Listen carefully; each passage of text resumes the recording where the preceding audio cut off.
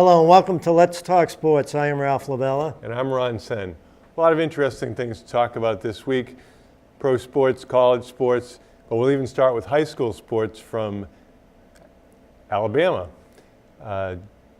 Star senior Maori Davenport helped lead the U.S. under-18 team to a championship in Mexico during the summer. She got a check sent by error from USA Basketball for a little over $850 to help defray the lost wages that she would have got working a summer job, and didn't know that she couldn't receive more than $250. When she was notified, she returned the check, and the Alabama High School Athletic Association then banned her for the season. They also threw her mother under the bus, saying that her mother was a coach and she should have known. The mother's an assistant coach in middle school basketball, which, believe me, as a middle school basketball coach, that's pretty low down on the food chain. That's completely ridiculous. But a judge overruled it, right? Right. A judge ultimately overruled the High School Athletic Association. And meanwhile, everyone from pro basketball players to WNBA players and a variety of celebrities, including Jay Billis, announcer and attorney, kind of blasted the Alabama hierarchy for that. Yeah, you said that reason is that she went to Rutgers, signed with Rutgers? Right, she had signed with Rutgers. She's a 6'4" senior center. And the word I hear from behind the scenes is that the local authorities were upset that she didn't sign with Alabama or Auburn. In other words, she didn't stay home. We'll never know. But that's bad. I mean, who's making those decisions, really? I mean, they should get someone new in there, because a girl not knowing $850 check, not knowing that she only can get $250, and then they decide to suspend her from the team. I mean, that's ridiculous. Anyway, so she played her first game. I think she scored 24 points, and her team won easily. Not surprising. But moving along, since statistics have only been kept since 1976, James Harden set the record by scoring 30 points or more 37 games in a row. That comes as no shock to any Harden watchers. Probably not one more player in the league who has the ball in their hand more during the course of a game. I mean, he can do whatever he wants. I don't even know if the coaches coach the offense. I mean, he handles the ball. If he wants to shoot, he shoots. If he wants to drive, he drives. If he wants to pass once in a while. But I mean, even Kyrie doesn't handle the ball as much as he does. What I don't understand is he's all left. So make him go right. At least make it a little hard for him. I mean, he's great with the ball in his hands. He can shoot the three. He has some tricky moves where he draws fouls. He sticks his arms up and throws them up, and he's at the line all night long. I mean, he Smart player. Yeah, he scored multiple games in the 50s. The last two games in the 50s. Amazing how he got away from Oklahoma City to Houston. But terrific ball player. Imagine the talent they had, though, when you really think about it. Right. Now, Kevin Durant, who always seems to have something different to say, was saying Luka Doncic had an easier path to the NBA because he didn't have to go to school, didn't have to take tests, didn't have to go to study hall. He's been playing professionally in Europe since he was 16. So, all right, he's got a different pathway, but give the kid credit. He's made an impact. He's been the best rookie this year. Probably the only downside is that now there's a big amount of turmoil in Dallas because Dennis Smith, the star rookie from last year, is saying he wants to be traded. He was the man last year, and now he's not the man because Doncic is the man. So that's the NBA in a nutshell. Yeah, Smith has an awful lot of talent, too. They should both be able to work together. I mean, you need more than one man when these good teams, just look at them. Golden State has 4 players who are all league players. Well, it's too bad when Nowitzki came to Boston for his final go-around. They were trying so hard to get him a basket, and he couldn't throw it in the ocean. Was he 0 for 9? I thought it was 0 for 10, but I mean, the poor guy, he just couldn't make a shot. And the fans wanted to go crazy when he made the shot, and he couldn't make it. So it was just, I remember when Pierce came and he made his last shot, It was a 3. So it's just one of those things. Now, in one of the more stranger terms, Jalen Hurts, the Alabama quarterback, transferred to Oklahoma, so he'll play his senior season there. And meanwhile, Oklahoma's backup quarterback, Austin Kendall, was being barred from transferring to West Virginia. So in the same breath, Oklahoma was grabbing a transfer and refusing a transfer at the same position for a kid who's not even going to play. Yeah, I'm surprised that he went to Oklahoma. I thought he'd come out in the draft after that second half he had against Georgia. I thought it was going to be another Garoppolo where the teams would be. I thought he'd go maybe in the top 10. I talked to people about that. They said he won't go in the first round if he comes out. Say quarterback who had the type of game that he had against Georgia. I said he would have definitely gone in the first round, but he's figuring he has a big season at Oklahoma. He'll be a top 5 draft pick where he might have been a late first round this year if he came out. And one of the more embarrassing things we've seen in postseason play, that the Colts won their first game. I think they beat Houston. Yeah. And after the game, they put up a flag saying 1-0, like it was a championship flag or something. So I have to wonder if the Colts have a 1-1 flag outside the stadium now. But with their history, you would think, they wouldn't do something like that. It would be a team that never made the playoffs would do something like that. That's unbelievable. I think that the quarterback is 4-4 in postseason play now. Luck? Yeah. So, I mean, at some point along the way, you have to wonder, is Luck kind of overrated?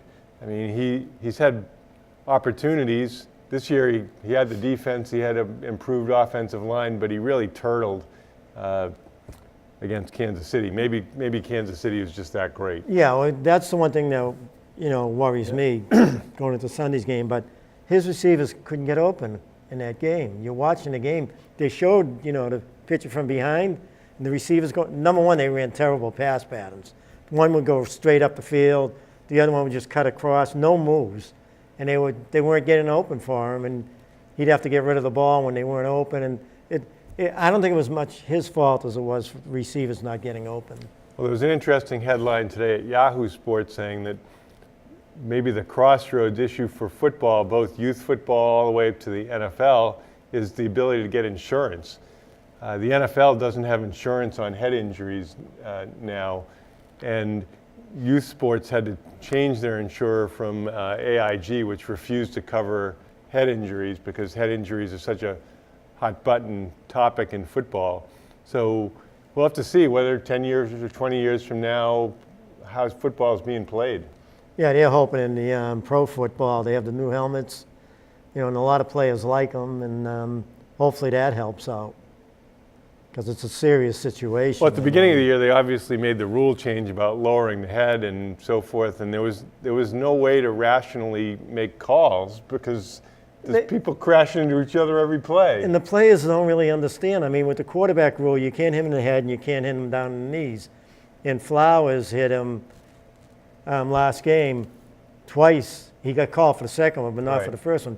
But when you block down on the ground, if you're going to grab him anywhere, and if you grab him at the legs, but I think you just can't go attack the knees. Right. They're going to call it. Well, it'll be interesting to see how that all plays out. One issue came up is Terrell Owens raised the question of why Jason Garrett has such a immunity in Dallas as the head coach. For comparison, Garrett is 77-59 in his career coaching the Cowboys, .566 winning percentage, and 2-3 in the playoffs.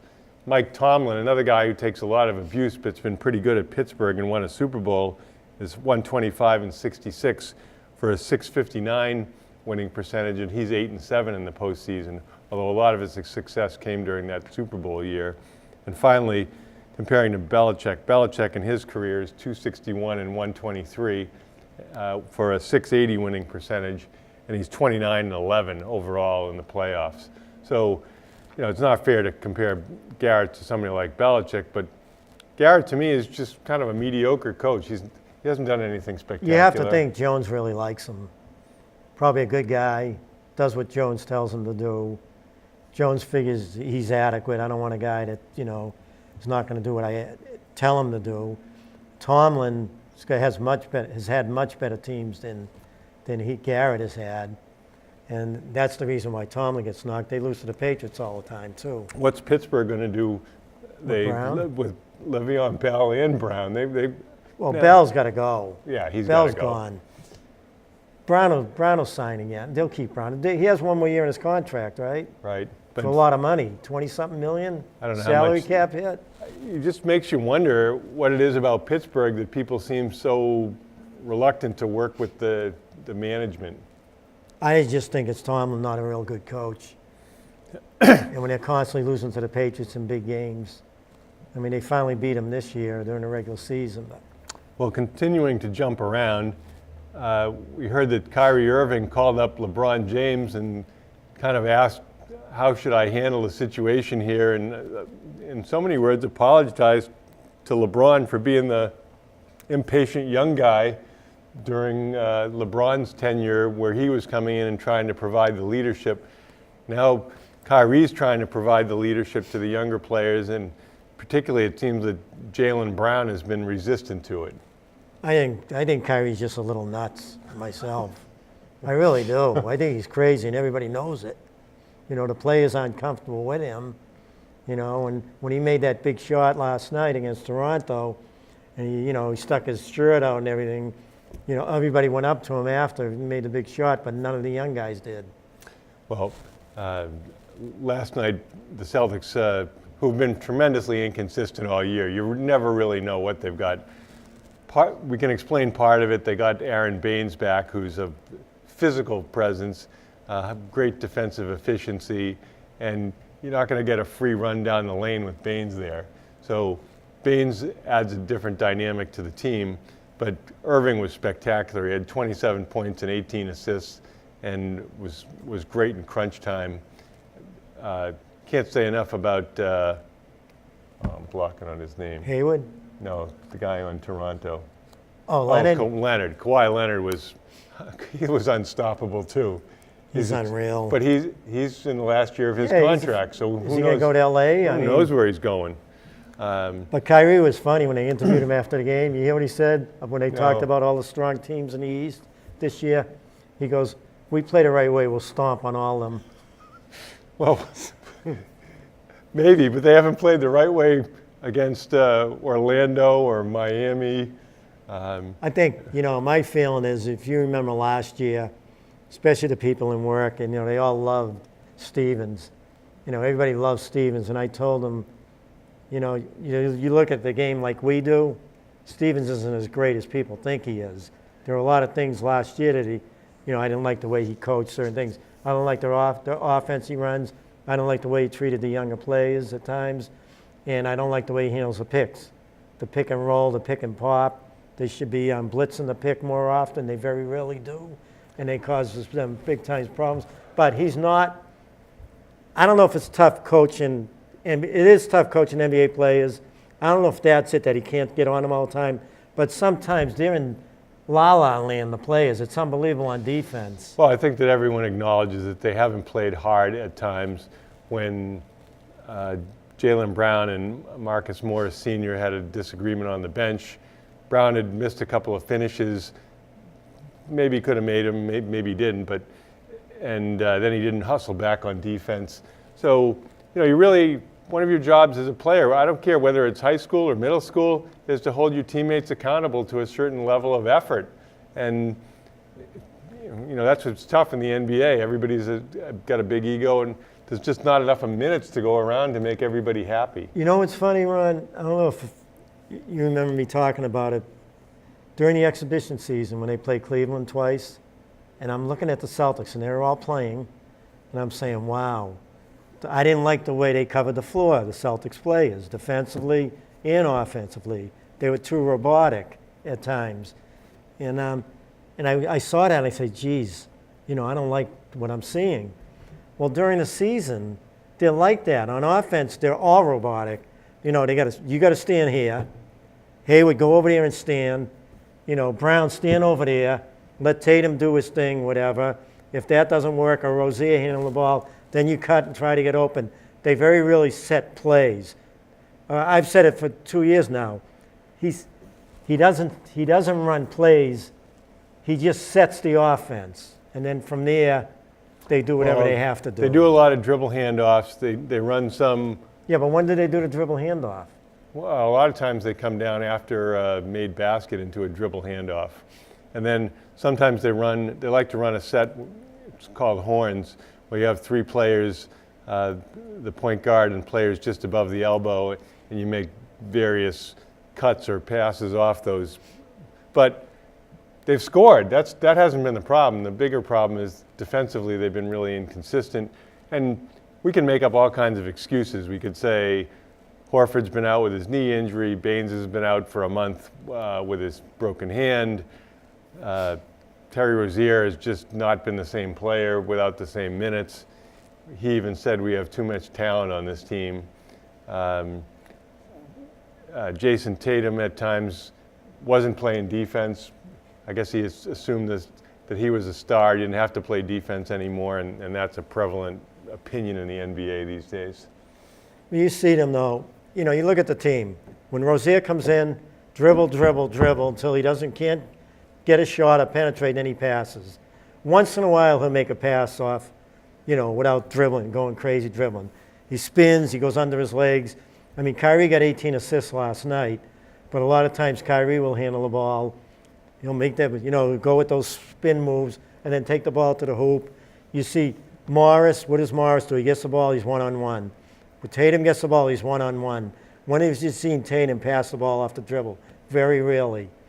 Horford takes a shot off of the play. Yeah, there's no question that Hayward is the player, aside from Kyrie, that's most willing to pass. And unfortunately for Hayward, his lift is still impaired, his quickness is still off, and he hasn't really shot the ball to what he's capable of shooting. He's not, Stevens has got a problem there, but, I blame a lot of it on Stevens. He's the coach. You got Hayward standing in the corner when he should be handling the ball not good, not Rozier. I get frustrated. I watched the game with people tell me, say the same thing. A lot of people don't like Tatum anymore. All he cares about is himself. He gets the ball on offense, he makes all these moves, shoots the ball. He's still shooting the ball even more than last year, Tatum. He's not playing defense. He'll block a shot here and there, but on defense, and he was my favorite player. He's not playing defense. But the guy that really gets me is Brown. Half the game, if Brown doesn't get his game going, if he's not happy, he's in another world. He has mental health problems during the game. Well, he's been disappointing. Rozier's been disappointing. I mean, Tatum's disappointing. About the only player that's played above expectations is Morris. Kyrie's been mostly very good, but at some point you have to look at the record and say we are what our record is. We're struggling, and right now I think they're the 5th seed in the East, so nothing great there. But just look at this. Think of this, right? Morris, Tatum, and Rozier, the 3 of them. When they have the ball, you're not getting it. You know that Tatum's not going to pass you the ball. He's going to do his dribbles, whatever he does, take the jump shot. I've told people that maybe they want him to be a scorer, and maybe he's been told that we want you to score. But where's the motion offense? When Rozier has the ball, they're all standing around watching them. Well, you tell me where the motion offense is with the Celtics. You can move, like you say, but you're not going to get it if you get it into Rozier. I mean, and a lot of it has to do with Stevens, too. We'll be right back. Well, although Tom Brady has 28 playoff wins, that only matters for those that he already has. None of them can be applied to Sunday's night's game at Kansas City. We know that it's going to be 20 degrees or less, which I don't think that's going to make a big difference. The question is, what can the Patriots do to slow down the Chiefs' powerful offense, and what can the Patriots do to try to win the time of possession game and grind it out, sort of like the Giants did against the Buffalo Bills many years ago? My feeling is, during the season, I'm saying they're going to have when Kansas City was playing great, even though they beat them at home, I said that's going to be a tough game. They have to have the home field advantage. And now, I just see something. Like I said before the game against San Diego, I just felt they were peaking. I felt they were going to play a real good football game. I thought they would win by less than 7. I had them winning 24-20 in the pulling work, and they shocked me with how good they played against San Diego. You know, because all I heard about, I didn't see much of San Diego this year.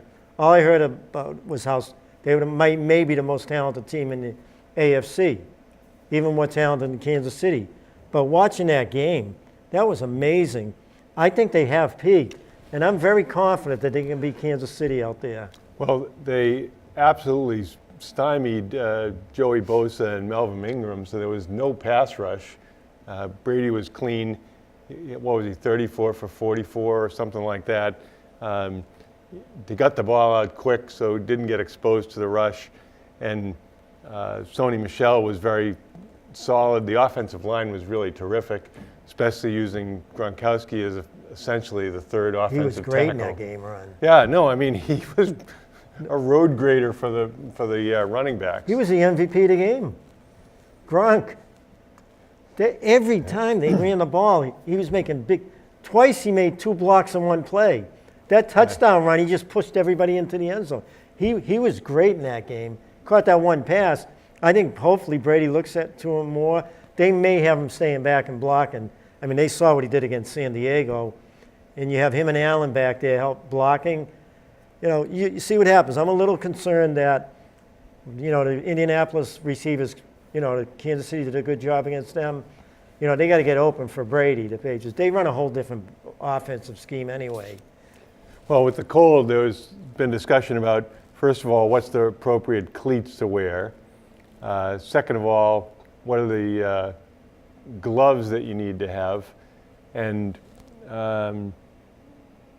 you know, we'll have to see how players adjust. Do you wear sleeves or no sleeves with, you know, everyone in the world knows that the NFL linemen put Vaseline in their arms to try to get the insulation from that. Whether that does anything or just helps your opponent slide off of you, I don't know.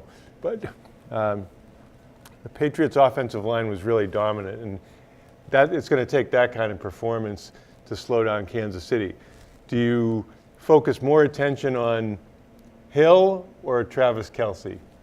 Well, Kelce, here's what I would love to see, but they won't do it. I'd like to see Gilmore cover Kelce. Gilmore's 6'1", 6'2", there, he's strong. He'll be all over Kelce. If they're going to put Chung on Kelce. Yeah, they put Chung on. They'll put Chung on Kelce, but let's see if they move Gilmore over, because my thinking is that they'll have Jackson on Hill and they'll double team Hill. They'll play like a cover 2 on him. Yeah, I think that's right. You know, and the other 2 receivers they have are pretty good. One of them was injured. He was injured, but Hill, you got to double team him, and you got to control Kelce. So are they going to keep Chung on Kelce, or will they slip Gilmore down? Well, and the other unknown is Mahomes going to make a name for himself in this game, or will the pressure be a lot for a kid? I don't think the pressure is going to affect him. I think the Patriots' defense will affect him. I really do. He threw 2 interceptions against the Patriots when they played him here. Yeah, it'll be really interesting to see what happens to Flowers. Flowers is really a terrific player. He doesn't get nearly as much credit as he deserves, and we'll see whether he's going to get, people are talking $15, $16 million a year for him, which the Patriots don't like to pay that kind of money. But here's what it's going to come down to. If Brady can get into the flow of the game, if he can get feeling good and the offense moving, that offense, I don't care how good the defense is, that offense can get in the defensive player's head. And when they get in that, especially if they're passing the ball well, short pass, going over the middle, to Edelman, 15-yard pass, I think Dorsett's going to be huge in that game, Patterson maybe. But I think once they get in Kansas City's head, they're going to score.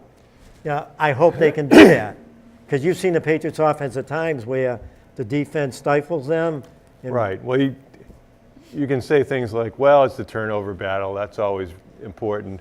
You're hoping that McDaniels doesn't get too, sometimes he gets too dedicated to the running game. So, I can see him having 3 and out and running Michelle off tackle 3 times, stuff like that. But you look at Brady, right? You look at that offense. You saw what he did against Seattle, several years ago. You saw what he did against Atlanta, and the other teams, leading up to the Super Bowl. You saw what he did last year to Jacksonville at the end of the game. In the fourth quarter, moving them down. Jacksonville just got. I mean, you really, as a defensive team, it's almost like, hey, we can't do anything to stop this team. Edelman has pretty good statistics for what he's. I mean, take away the fact that he missed 4 games, and he's had kind of his best year statistically. Presumably, he'll be himself. And then Dorsett has stepped in admirably. The guy gets open. I like Dorsett. and I think he's going to make some big plays. I like Patterson. I think Gronk. If Brady goes to Gronk, I mean, they got Berry back. So if Berry's going to cover Gronk, I mean, one-on-one, just let him go out, turn around, hit him with like a 7-yard pass. But they may want to use him as a blocker more because he was so successful last week. And they're going to throw to White. Last week he had 15 receptions, 14 and a drop in his hands on that inside, almost like wing T offense. But if you can get that running game going with it, I think that the Patriots are going to get into the flow, the offense, and I think it's going to really affect KC's defense. But I've also seen the Patriots early in big games struggle, early on with their offense. Well, I think back about Denver in the AFC Championship a couple of years ago. They struggled in that game. Right. They just couldn't get anything going until the fourth quarter, and then, they missed the extra point and different things happened. But another key, two-run, and, I talk to people about this a lot. I think them losing to Pittsburgh could maybe make them be the Super Bowl champions because of that loss. You look at the Miami second half, at the end of the first half when Brady took the sack, that Miami game when they blew at the end, Brady was terrific in the first half up until that dumb play at the end. But the Pittsburgh game, they had 14 penalties. They dropped 3 passes out of it first down. Belichick type team, he hopped on that. Okay, they played a good game against Buffalo, played a real good game against the Jets, even though the Jets didn't come out and play. I had a feeling because of the Miami and Pittsburgh game and them working on their deficiencies that they may peak at the right time. And I think that's happening. With that game against Indianapolis, against that big game last week against San Diego, and this week, I think they're going to come out and play a great game. Well, some people have said they need to come up with something very different. Again, the ball control style, like the Giants did, or remember when they initially beat the greatest show on turf, just every receiver who went out, they slammed them at the line of scrimmage. I don't know, Hill might be too fast to be able to do that too. But I happened to be watching some trash sports. It was lower than trash sports on TV. It was trash esports. It was the championship of esports Madden 2018. So they have the best video game players in the United States for a $25,000 prize. And you can play with any team you want. And practically everyone in the tournament was playing with the Chiefs, because that's how much talent they have. So the guy who won was a 3-time winner. So talk about bloodthirsty shut-ins, playing video games all day long, but at least it came up with he went up 25 grand. But Kansas City has a lot of talent. Andy Reid has really held his own against Belichick over the years. But, the Chargers beat them in Kansas City. They came back after being down 14. The LA Chargers, I said San Diego, but the Chargers beat them there. I really believe, I'm confident the Pats are going to win Sunday. And I think they can win the Super Bowl. I really do. Well, on the other side, you've got the Rams, who've seemingly just been solid all year, and New Orleans similarly was over to overcome the Eagles, mostly because of the Eagles made a mistake. Ball went right through Alshon Jeffrey's hands. I felt bad for Jeffrey. Yeah. I mean, they kept showing him like, it wasn't like it was just his fault that they lost the game. That happens, though. Oh, yeah. I mean, that happens. And thank goodness it was the Welker. end. I would have been, if somehow the Patriots had won and the Eagles had won and it had been Foles again, I would have said, oh no, do we have to lose to Foles? Foles, I'm watching the game, against New Orleans last week, and I'm watching some of his throws, and I'm saying every throw he threw against the Patriots was right there. And some of his throws, he threw a couple of interceptions. Well, that one wasn't his fault. But I'm saying to myself, he was perfect against the Patriots, and this game here, and especially in the second half, he threw some passes that just weren't there. That's all the Pats needed last year, with just a couple of bad passes. So we haven't come up with any final predictions of the game. I look at that game, and I'm saying, the Pats maybe 31-24, 30, around there. All right. Well, I'm going to say that it's Kansas City 27, Patriots 23 because of a missed extra point. I'm still feeling uncomfortable with Gostkowski, even though I have no reason to be uncomfortable with Gostkowski. Extra point in the missed field goal? Yeah. No, I just think I'm more confident in the Patriots now than I was maybe 6 weeks ago. If they had, thinking about it, probably be them and the Kansas City Chiefs. I just think that they're ready for them. Well, and the other thing is people are trying to bury the Patriots, saying they're old. This is it. Belichick's old. Don't forget, they have Duke Dawson, Isaiah Wynn that will be playing next year. So it's like having another first and second round draft choice. And they have 12 draft choices so far, including their first, 2 seconds, probably 3/3, including compensatory picks for Butler and Solder. So the Patriots are going to be reloading. Yeah, and where are those picks? They're at the end of the third round. So those are the three. That's part of the three. Right. So they'll have basically 6 picks in the first 3 rounds, plus the first and second round draft choice coming back from this year. Now, there's some people who say that running backs are completely useless and meaningless, and you don't have to spend money on them. I don't know. I think the Rams have been pretty happy with Todd Gurley. And I think Gurley's sensational. I think Michelle is not great in between the tackles, but he's tough to run.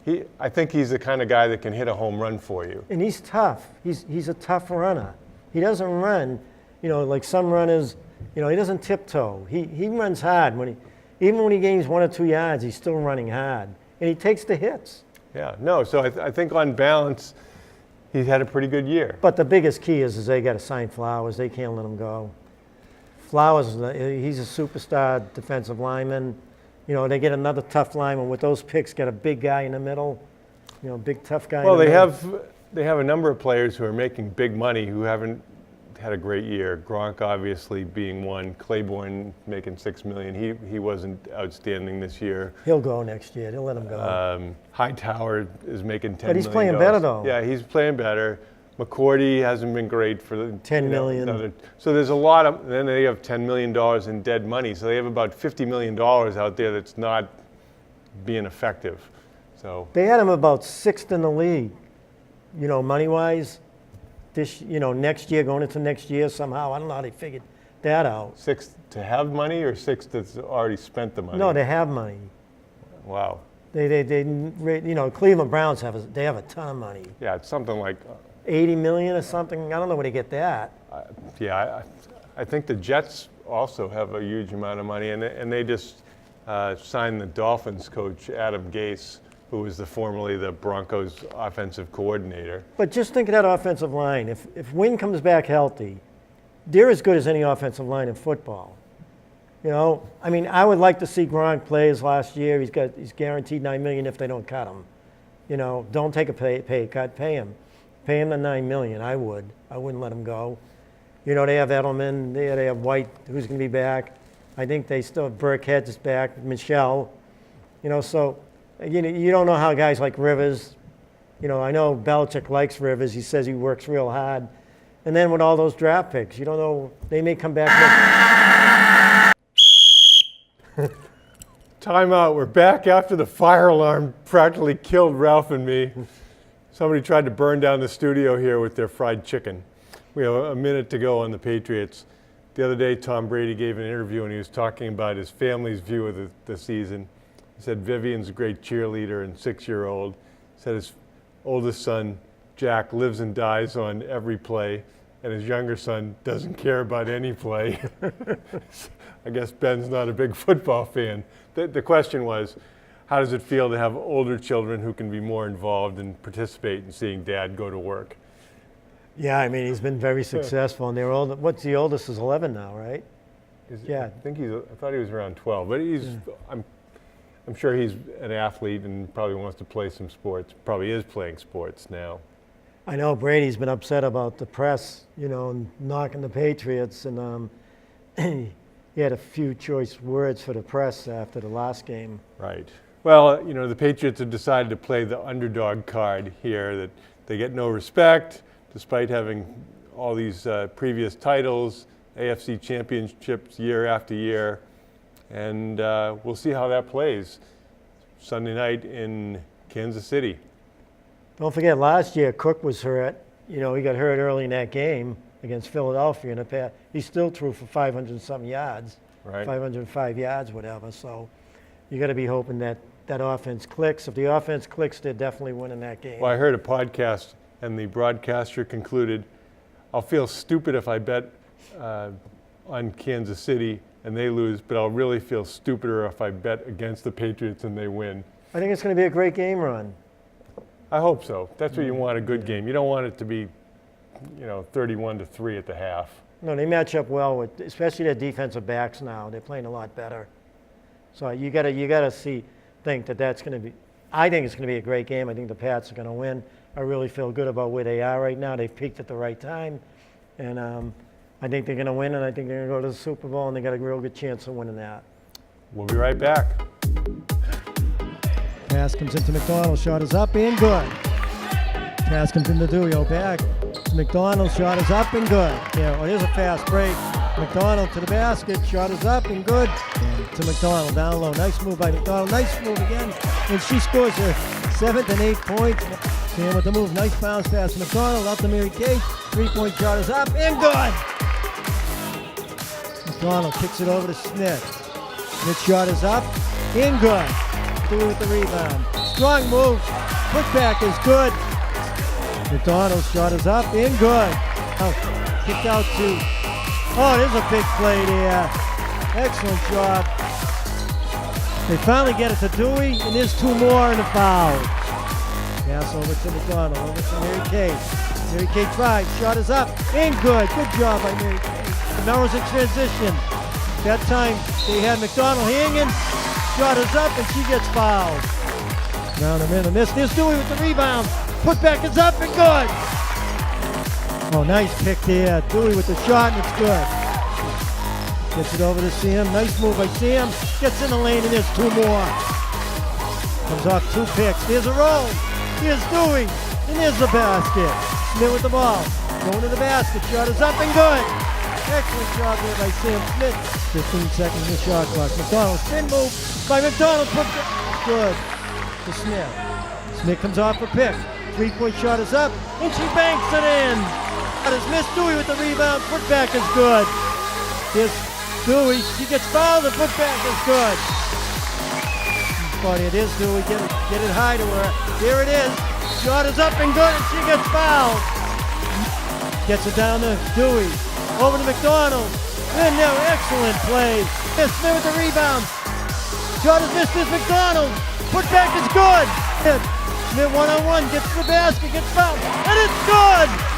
What a play by Sam Smith!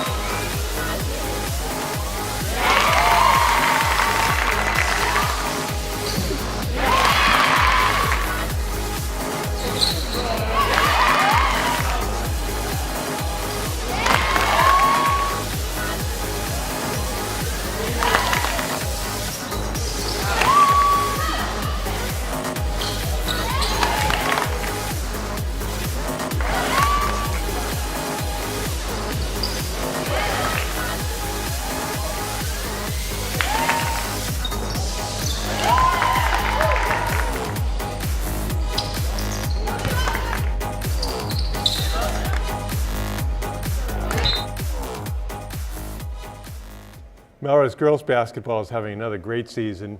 They're 7-3. They had a really tough overtime loss, 74-73 to Reading, longtime rival from the large division. And it was a terrific ball game.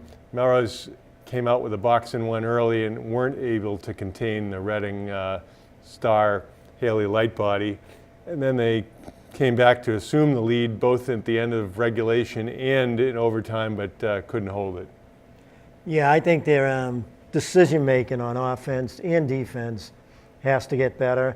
I mean, they're one of the favorites to go to the Garden this year. You know, I predicted they would go there and face Foxborough. Foxborough's a state champion in Division II.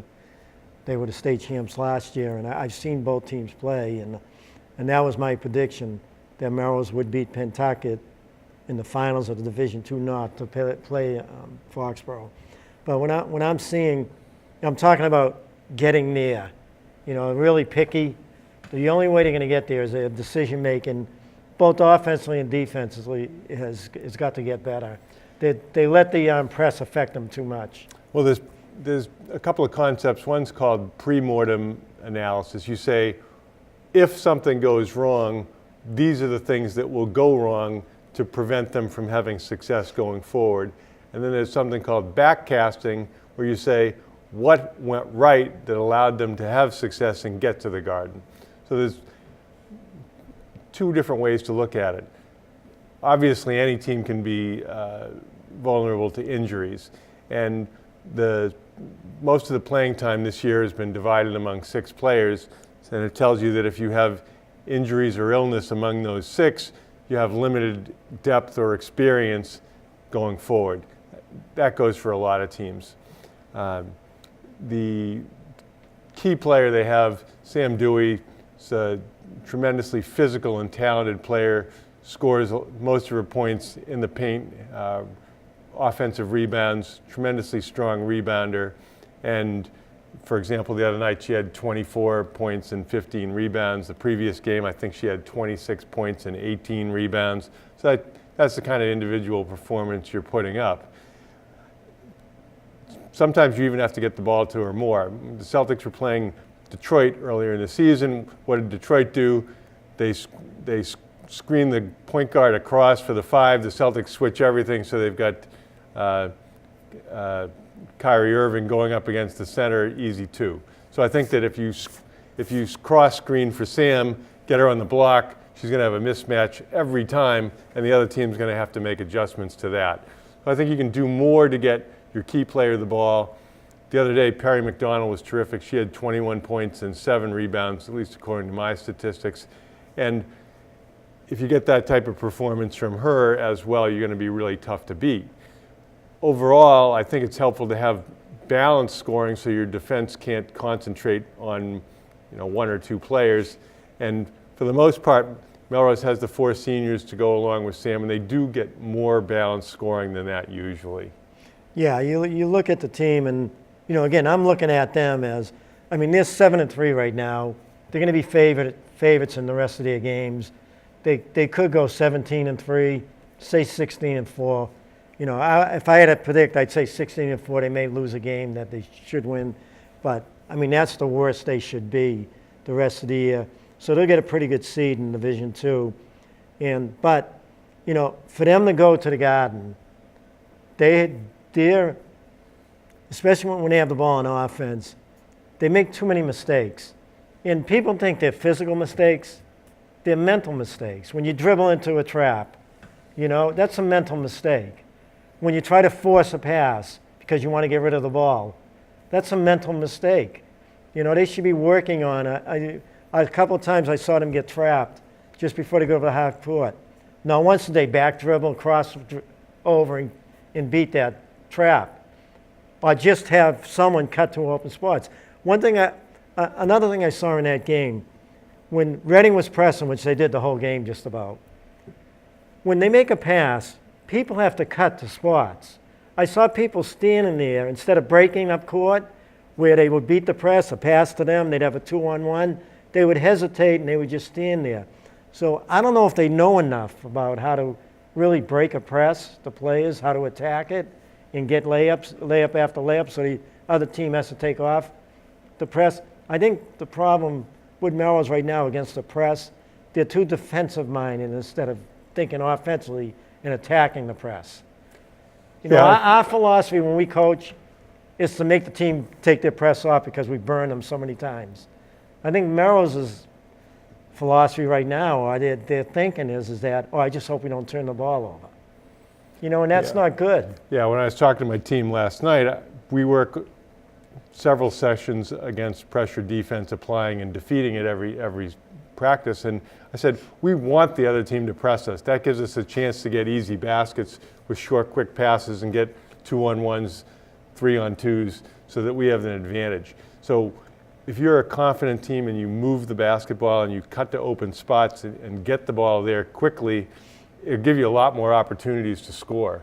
So you don't see people pressing anybody in the NBA because you just get burned every time because of the talent. If I could advise Coach Hirschfeld on something he could do with the team almost every practice, besides getting your shooting down, your drill work down, I would advise him to just play full court, pressure defense, transition, look to go into transition right away, and just do it for 20 minutes.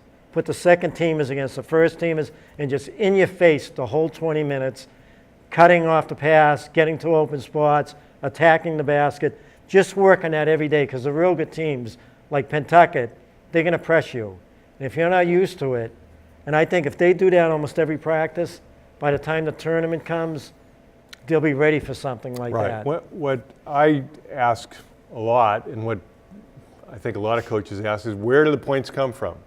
Now, right now, Melrose, most of their points are coming from their inside game.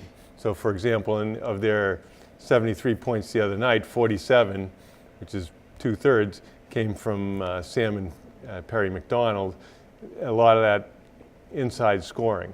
For example, UConn, their goal is to score a third of their points in transition, a third of their points on threes, and a third of their points on set plays. And for example, if you look at what UConn's done this year, they've gotten 30% of their points on three-point shooting. Now, obviously, different talent level when you have players like Katie Lou Samuelson, who had games like 10 for 10 from three-point shooting.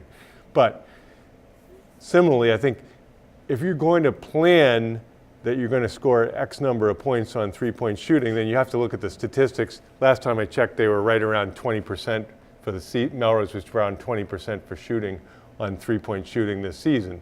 So if you're going to plan to get X number of points, you know that you have to take that many shots. Conversely, if you say, geez, our percentage is a lot better inside, Sam Dewey's shooting over 50%, then it's like in baseball. If you can put the cleanup hitter up every single at-bat, why not?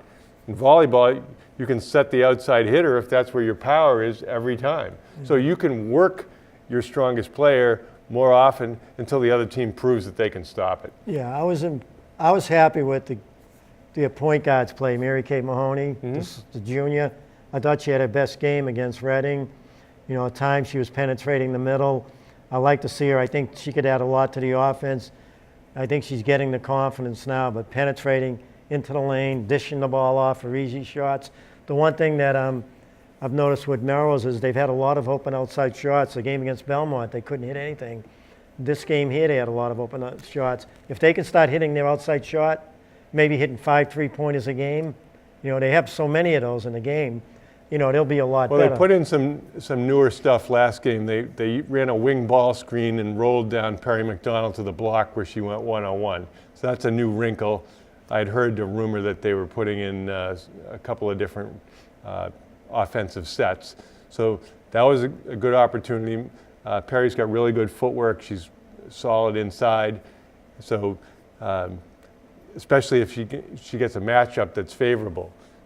For example, when they played Belmont, they couldn't score inside, especially in the first half. Belmont had a lot of size, a lot of height, and in the second period, Melrose went 1 for 16. So the Belmont rim protection was really excellent. So you have to tailor your offense to what the opportunities are for you. Why don't we change gears a little? You probably saw that the Yankees signed Adam Ottavino today, which he's another player to go into their mix with Britton and Betances and who's the big lefty? Chapman. So the Yankees really have a strong bullpen right now. And the kid that, what's his name, Heichel? that was injured last year, the relief pitcher. Okay. So they're going to have, I mean, the moves they made, I mean, they're very good moves. They're going to be tough to beat this year. Yeah, they signed Tulowitzki, they signed LeMahieu, who's a Gold Glove second baseman. So the Yankees have... They got Hab, they got Hab, Paxson. Yeah, so they've bolstered their team pitching offensively, defensively. In fact, I think Vegas has the Yankees pegged at 97 wins and the Red Sox at 95 and a half. I think the Yankees are better than the Red Sox right now. And you know me, I like the bullpen. Yankees, but I said all last year the Red Sox were better than the Yankees, because the Yankees don't make contact enough. But now the Yankees strengthen their starting staff. They got more guys on the team now that make contact, and they're going to be without Gregorius for the first half of the year. But now they're strong enough. I mean, they're strong at shortstop. They may slide Torres over the shot. So the Yankees have done a lot. Haven't looked at the payroll, and what difference does it make? It's only money, and Major League Baseball owners are billionaires. So. Talk about money. How about Betts? Yeah, Betts did okay in settling his arbitration case. New father, MVP, $20 million. So, and he still has 2 more potential negotiations before being a free agent. So. I'd sign him to a 10-year contract now with an out after 5 if he wants it. $35 million a year. And he won't take it, though. It's a misnomer saying the hot stove league, because really the 2 major free agents that everybody's talked about, Machado and Harper, are still out there. I wouldn't give them I wouldn't sign them. They want too much money. They both want $40 million. Are you kidding me? Harper hit 240. He's got power. Good fielder. $40 million? Well, he's been hurt a lot, too. Yeah, and then Machado's just a nutcase. Why would you even want to give him? No, I agree. Machado, this stuff about, Johnny Hustle and his questionable decision-making, intentionally trying, or it looked like intentionally trying to injure guys, his history with previously injuring Pedroia. Supposedly the White Sox offered him 7 years and $25 million. Well, obviously didn't take it, but if there's so much money out there for him, you'd think that he would have gotten it. But I don't understand these teams, how they're signing these players to these long-term contracts and giving them an out. So if they play really good and word gets around, hey, we can make another $5 million a year, so we'll play, maybe after 3 years, they have an option to get out of the contract. And the owners go along with it. And if they're not hitting, and if they go into a slump and they're not playing well, they have a $250 season, they're going to stay with the contract and they have to pay him. Look at David Price. He has an out after this year, but nobody's going to pay, even with his postseason performance, nobody's going to pay him $31 million Oh, and he doesn't want it out now because he's a hero. So now he loves Boston. Well, the Red Sox, as strong as they have been, Price was hurt a good part of last year, and his high-stress delivery is still going to be a high-stress delivery. Price, who knows? They don't have a closer right now. So we'll see. He looked so confident at the end of the year, though. His whole form was different. You mean Price? Price. Oh, yeah. Compared to Seal. But they still have a great pitching staff. Starting pitching. They're going to have a problem in the bullpen. Well, I think what you're seeing with Kimbrel is a combination of unrealistic expectations, asking for a 6-year contract, plus the fact that he wasn't good in the postseason, even though he had some saves. He was really inconsistent, pitched out of trouble a lot. His velocities dropped down a couple miles an hour. Presumably that's going to continue to slowly decline. So I think for him, maybe he could get 4 and 60 from somebody. I don't know if he's going to get much more than that. That's a lot. It is a lot of money. I think he's going to re-sign with the Red Sox. They need a closer, unless they find someone. No, I think that's a real good. Who else are the Red Sox? If the Red Sox, don't forget, most of the season he was really good. He was real good for most of the season. He might have got tired. His command wasn't great at times. It's his ability but he to was throw like, strikes. Wasn't at one time he was like 40 for 41 or 42? No, he had some success. It's just at the end of the season. Yeah, I think the long-term contracts, it's great for the players, and anybody who gets it, more power to them. But as far as ownership, like if the Yankees said, "Oh, we're going to sign Harper for 10 years and $350," I'd say, "Wow, that's really." I mean, look at they're just coming off of burned on Jacoby Ellsbury. Ellsbury's still got a couple of But years I think left. Harper and Machado are going to be surprised. They're not going to get the money they thought they were going to get. No way they're going to get that money. I mean, even $30 million. I wouldn't sign them for like 6 years for $30 million each. That's I ridiculous. mean, which team's desperate? Philadelphia, I guess, is desperate. There's two players I'd give money to right Trout now. and Betts. Well, that's right. Trout, Betts, and Judge. Oh, yeah, Judge. I would Oh, give the money to those three players. So, I would sign, if I was the owner, I would sign Betts to a 10-year contract for $350 million. Same thing with Trout and same thing with Judge. Maybe Judge not as much as those two. But Betts is the guy now. He just does everything really, he's great at everything, Betts. I mean, Well, he's a superstar. Right. Well, I like Judge a lot, and I think he's a good guy too, I think it matters. If a guy's going to be the face of your franchise, you want him to be media friendly, fan friendly. You think I don't care if he walks around with a boombox playing New York, New York. That's nothing. That was a joke. Yeah, that's silly. But I'm really impressed with what the Yankees have done in the offseason. They've really strengthened I'm themselves. happy with that. I'm happy with the pitching staff, the starting pitching, the bullpen strong, the defense is good. They're going to hit now. They picked the two good pickups, and then when Gregorius comes back, they're going to be really deep. Right. They're really not weak at any position on the field not right now. now. And you got the two guys, the two top players for Rookie of the Year last year from the Yankees, Andujar and Torres. I mean, then you got Stanton's going to be a key. Right. He was a disaster at the end of the year last year. He's going to be a key for them. Well, and Betts wasn't the only guy who gets to cash in. Bogart's got $12 million. Bradley got $8.5 million. I think even Holt got 3.5. yeah, I was going to say Holt. I was glad to see that. I was hoping he got $5 million He's a scrappy guy. because I think so- he's worth $5 million on a team. But he got 3.5. Yeah, the biggest question mark for the day-to-day players for the Red Sox is who's the catcher. They've been trying to trade one of the players, presumably Swihart, or maybe they'd try to trade Vasquez because he's got the most money. Yeah, but Vasquez, to me, he's their best catcher. Yeah, You don't want to give up a player like him. yeah. Leon really doesn't hit much. So No, although the year before he hit well. That's Right, weird. Yeah, it was. Anyway, so we're only a month away from spring training. It should be a pretty exciting baseball season. There's still some good players out there. Dallas Keuchel, somebody's going to get a pretty decent pitcher in him. And how about Clemson beating Alabama? Lawrence, I know. the best quarterback in the world, pro, college, the best quarterback right now, Lawrence.